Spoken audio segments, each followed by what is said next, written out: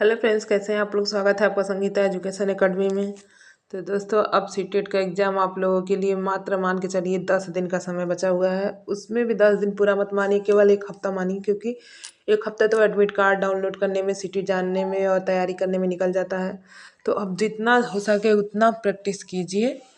और tag word, आज का वीडियो बहुत ही इंपॉर्टेंट होने वाला है। टैग वर्ड के माध्यम से देखिए, पैडागोजी में 70 से 75 क्वेश्चन आते हैं, जिसमें से आज आज के टैग वर्ड के अनुसार आप लोग 60 से 65 नंबर तो आप लोग लाओगे ही लाओगे किसी भी कीमत पे, अगर अच्छे से टैग वर्ड पॉजिटिव और निगेटिव टैग वर्ड देख लेते हैं तो। और भी मेरे चैनल पे ईवीएस का टैग वर्ड पड़ा हुआ है और सारे सब्जेक्ट का टैग वर्ड पड़ा हुआ है। आज सीडीपी का टैग वर्ड देखेंगे जो बहुत ही इंपॉर्टेंट है। आज देखेंगे पॉजिटिव टैग वर्ड, उसके बाद निगेटिव टैग वर्ड देखेंगे।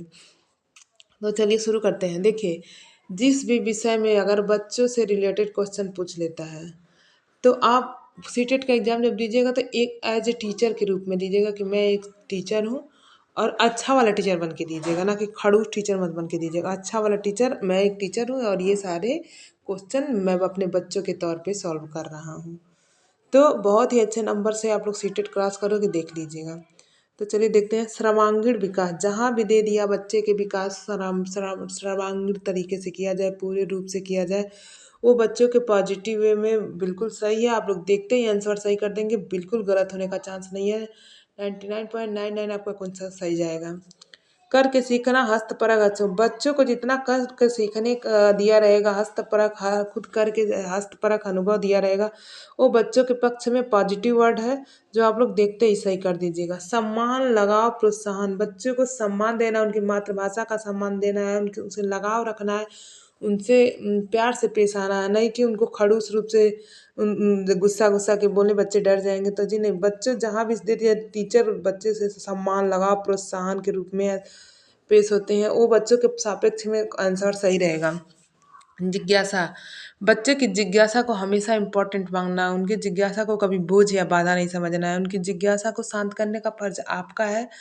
तो आप उनके पूछे गए क्वेश्चन को एक सटीक आंसर, मतलब एक उनको संतुष्ट करने तक का आंसर देना आप लोग का उत्तरदायित्व बनता है। बाल केंद्रित, देखिए निगेटिव में देता है शिक्षा केंद्रित या पाठ्य पुस्तक केंद्रित, तो शिक्षा हमेशा बाल केंद्रित होना चाहिए। जहाँ भी दे दे शिक्षा हमेशा बाल केंद्रित होना चाहिए। तो आँख मूंद के आप लोग सही कर दीजिएगा, बिल्कुल आंसर सही हो जाएगा। फिर है वास्तविक या दैनिक जीवन से जोड़ना।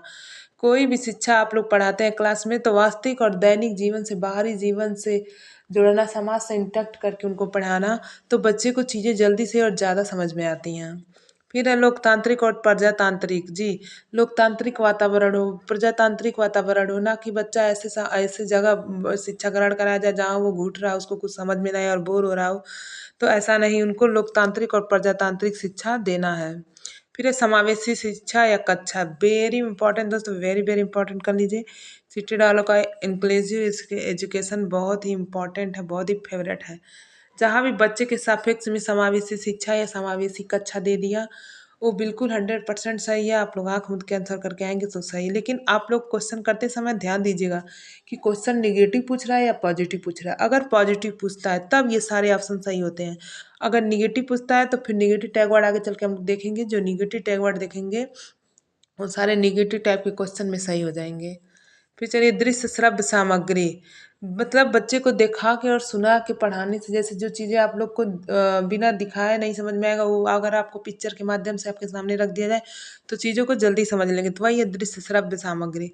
फिर संसाधन, संसाधन जैसे टीएलएम, टीचर लर्निंग मटेरियल, मतलब कि जैसे कि उनके पास टीएलएम में कोई बोर्ड हो जिसपे वो प्रिंटिंग वाला बोर्ड होता है वो हो, या फिर कुछ और ऑडियो वीडियो हो जिससे बच्चों को दिखा के पढ़ाया जा सके।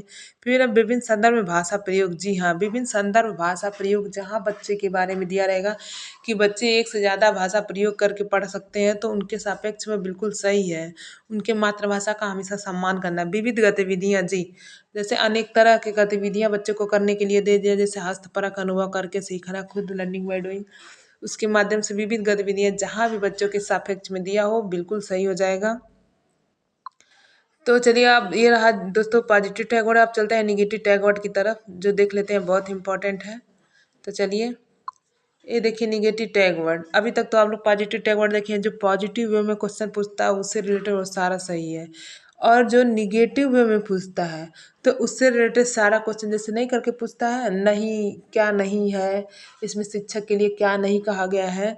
तो अगर आप लोग को इतने सारे टैग वर्ड्स में से कोई भी दिखे तो वो आंसर सही हो जाएगा। लेकिन हाँ, अगर वो क्वेश्चन पॉजिटिव वे में पूछा है और फिर ये सब टैग वर्ड दिया है तो ये सब गलत है। ठीक है, ये बच्चों के लिए निगेटिव है, जो बच्चों के सापेक्ष में इस तरह से कभी नहीं सोचना है। बच्चों के लिए हमेशा पॉजिटिव सोचना है। तो चलिए देखते हैं।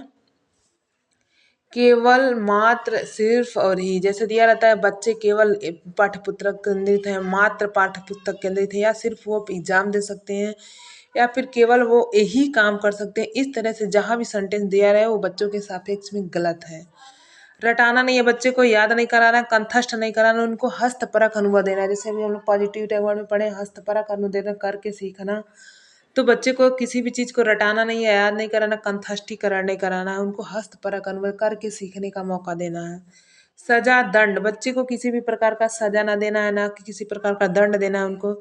समस्या, बोझ, बच्चे को कभी भी समस्या, बोझ या बाधा नहीं समझना है।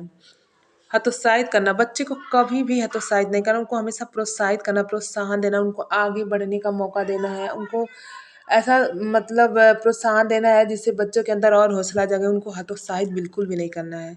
देखिए, पाठ्य पुस्तक केंद्रित या फिर शिक्षक केंद्रित नहीं होना चाहिए। शिक्षा हमेशा कैसा होना चाहिए, बाल केंद्रित होना चाहिए। जो अभी अभी हम लोग पॉजिटिव टैग वर्ड में पढ़ के आए ना,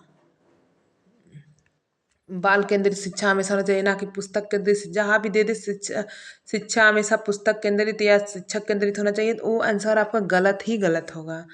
फिर है, बच्चे को कभी भी खाली स्लेट या कोरी पट्टियाँ नहीं समझना है। बच्चे जन्म से ही लेके अपने दिमाग में अब लेके आते हैं, उनको हंसना रोना जन्म से ही पता होता है, उनको कू कू करना जन्म से ही पता होता है। बच्चे कभी भी खाली स्लेट या कोरी पट्टी उनको समझना ही नहीं है।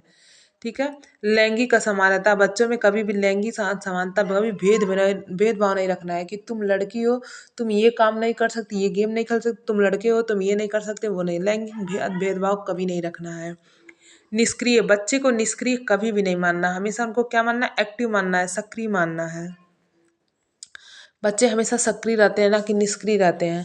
ग्रेड की शिक्षा, बच्चे को कभी भी ग्रेड नहीं देना है कि तुम उससे पढ़ने में अच्छे हो, तुम उससे पढ़ने में बुरे हो, इस तरह का ग्रेड उनको कभी नहीं देना है। वैज्ञानिक शब्दावली नहीं, बच्चे से कभी भी वैज्ञानिक शब्दावली में बात नहीं करेंगे, हमेशा सरल भाषा, उनके मातृभाषा में बात करेंगे ताकि बच्चे को पढ़ने में समझने में इंटरेस्ट आए।